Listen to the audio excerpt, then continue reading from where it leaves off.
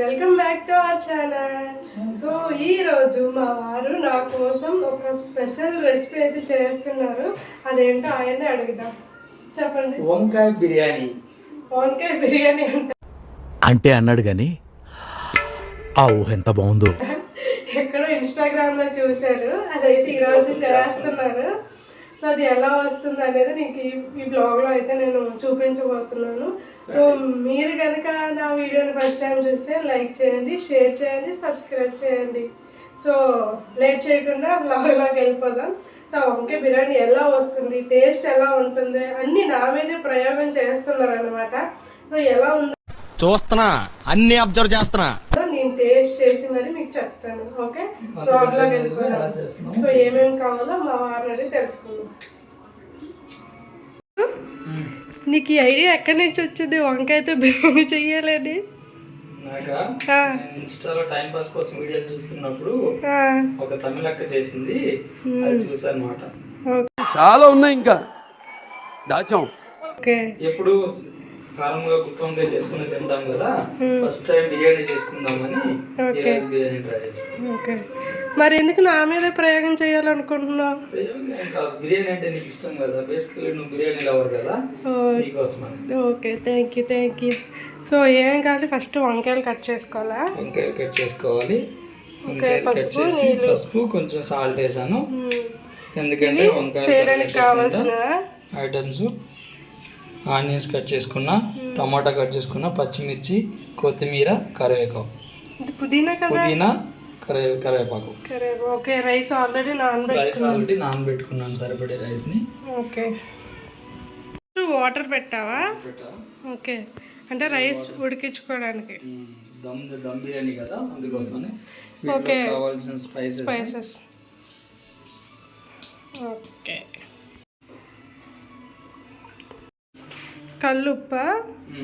Okay, so ఈరోజు అయితే నాకు రెస్ట్ ఇచ్చారన్నమాట వంట చేయడానికి. ఆయనే చేస్తానన్నారు, సో అందుకే నేనైతే రెస్ట్ తీసుకుంటున్నాను. చూద్దాం. చూడండి, వీటిలో కొంచెం పుదీనా, కొత్తిమీర. ఓకే, రెండు కరివేపాకు. బేసికల్లీ మా ఆయన బాగానే వంట చేస్తారు, ఎందుకంటే బిఫోర్ మ్యారేజ్ ఆయన ఉండేవారంట రూమ్లో. సో వంటలు కూడా బాగానే చేస్తారు, ఏం ప్రాబ్లం లేదు. ఇన్ కేస్ నేను మా ఊరు వెళ్ళినా సరే మా వారే వండుకుంటారు అనమాట. స్టవ్ పెట్టుకున్నావా? కుక్కర్ పెట్టుకున్నది. కుక్కర్, స్టవ్ కాదు. ఇప్పుడు ఈ కుక్కర్లో ఈ వంకాయలు వేస్తానమాట, ఆయిల్. ఓకే, వంకాయలు వేపడానికి. ఇందులో వంకాయలు వేయించాను అనమాట, తీసుకొచ్చి వేయించుకుంటాను.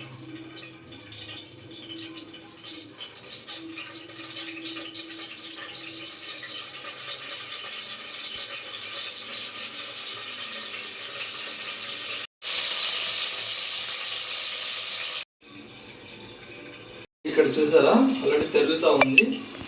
ఓకే, రైస్లో ఆ వాటర్లో రైస్ వేయాలన్నమాట.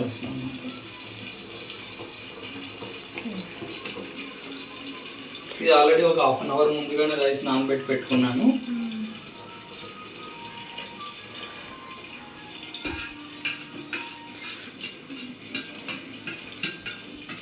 బాబు, నీకు వంటలు చేయడం అంటే ఇష్టమేనా? చాలా ఇష్టం.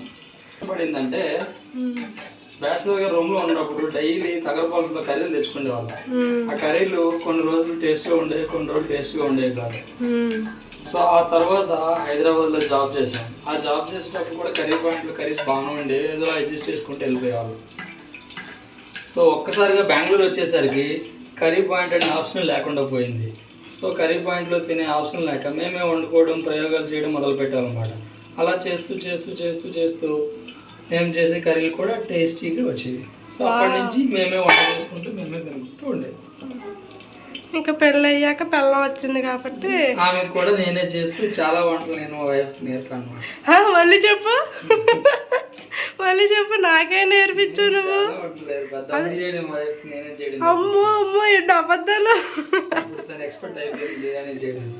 మొదట్లో మా వైఫ్ కి చేపలు చేయడమే వచ్చేది కాదు. చేపలు చూస్తే అయ్యో అని. ఇది మాత్రం నిజం గైస్, నాకైతే చేపలు వండడం కానీ చేయడం కానీ రాదు. కడిగినప్పటి నుంచి చేసేంత వరకు ఎలా చేయాలో అన్ని మా వైఫ్ నేను ఎక్స్ప్లెయిన్ చేసి అది మాత్రం నిజం. ఇప్పుడు ఫిష్ చేయడం నాకైతే లిటరల్లీ చేపలు వండడం రాదు, అసలు చేయడం కూడా రాదు. సో ఇక్కడంటే చేపలు కొనేటప్పుడే చేసి ఇచ్చేస్తారు, కానీ మా వారే నేర్పించారు. స్టార్టింగ్ పెళ్ళైన కొత్తలో అయితే చేపలు నేను వండేదాన్ని కాదు, మా వారే వండారు. అలా అలా నేను కూడా నేర్చుకున్నాను అనమాట. అంతే కదా.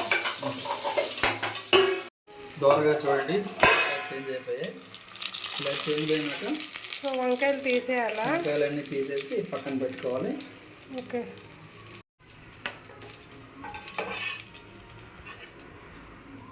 ఓకే ఓకే పక్కన పెట్టుకోవాలి. చేయాలా? సో సరిపడా ఆయిల్ ఆల్రెడీ ఇందులో ఉంది. సో ఇందులో మళ్ళీ హోల్ గరం మసాలా వేసుకుంటున్నా. ఓకే. గార్లిక్ పేస్ట్ మా ఇంట్లోనే చేసుకున్నాం ఇది.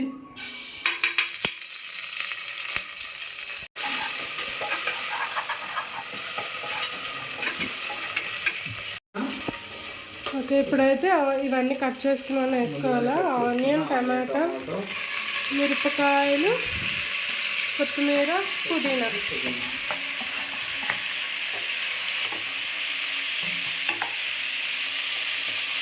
ఎందుకంటే ఇవన్నీ త్వరగా ఉడకడానికి. ఓకే, రైస్ అయితే ఉడికిపోయింది. ఎలాగో దమ్ములో పెడతాం, ఇంకో 10 minutes ఉంచుతాం కాబట్టి ఈ మొత్తం రైస్ సరిపోతుంది. నేను ఇక్కడ స్టవ్ ఆఫ్ చేసుకుంటున్నాను. ఓకే, ఇప్పుడు బాగా మగ్గిపోయాయి. పసుపు, ఓకే, కారం,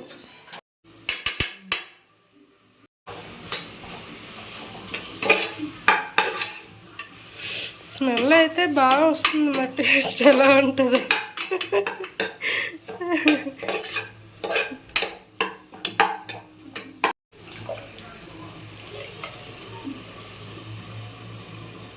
బిర్యానీలో పెరుగు అనేది మెయిన్ ఇంగ్రీడియంట్ అండి. ఓకే.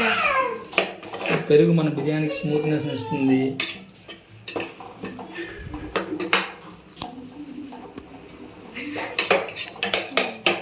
ఓకే, ఇదంతా దగ్గరికి అయిపోవాలా? అప్పుడు అయిపోయాక వంకాయలు వచ్చి ఈ రైస్లో దమ్లో పెట్టుకుంటాను అనమాట. సో ఈ వంకాయల్ని సో ఈ వంకాయలు కూడా వాటితో పాటుగా మగ్గించుకొని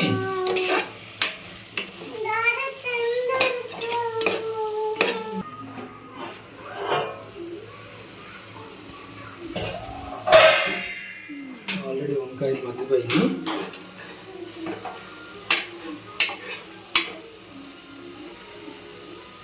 ఇప్పుడు నీరు వాట్ చేసుకున్న ఈ రైస్ ఏమో అందులో వేసుకొని దమ్ పెట్టుకోవాలి. కొత్తిమీర, పుదీనా వేసుకుంటున్నా, సర్వ్ చేసుకుంటున్నా. బిర్యానీ మసాలా, సో